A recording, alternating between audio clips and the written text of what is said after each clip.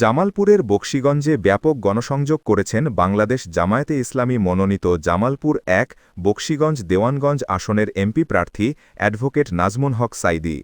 ভোটারদের সঙ্গে কুশল বিনিময় ও জামায়াতের পক্ষে ঐক্যবদ্ধভাবে কাজের আহ্বান জানিয়েছেন তিনি। বিস্তারিত জানাচ্ছেন আমাদের বকশীগঞ্জ প্রতিনিধি মোহাম্মদ গোলাম মোস্তফা।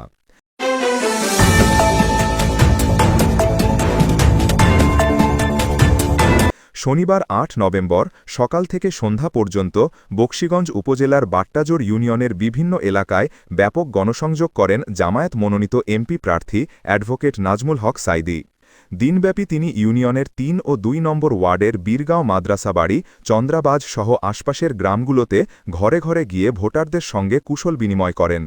এ সময় তিনি আসন্ন জাতীয় সংসদ নির্বাচনে জামায়াতে ইসলামীর প্রার্থীকে বিজয়ী করতে ঐক্যবদ্ধভাবে কাজ করার আহ্বান জানান।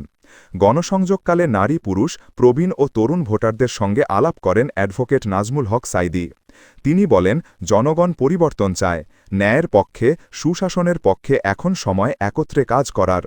গণসংযোগের শুরুতে তিনি বাট্টাজোর রিয়াজুল ইসলাম কামিল মাদ্রাসা এবং সোবাহানিয়া নুরানি হাফিজিয়া মাদ্রাসা ও এতিমখানা পরিদর্শন করেন। এ সময় তিনি ছাত্রদের সার্বিক খোঁজখবর নেন এবং শিক্ষার মানোন্নয়নে সহযোগিতার আশ্বাস দেন।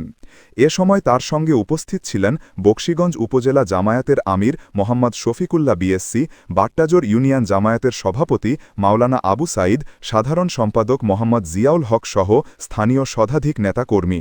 স্থানীয়রা জানান, নাজমুল হক সাঈদীর এই গণসংযোগে এলাকায় ব্যাপক উৎসাহ ও উদ্দীপনা দেখা দিয়েছে। বকশীগঞ্জের প্রত্যন্ত গ্রামে ভোটারদের সঙ্গে সরাসরি যোগাযোগের এই প্রচারণা নির্বাচনী মাঠে নতুন মাত্রা যোগ করেছে।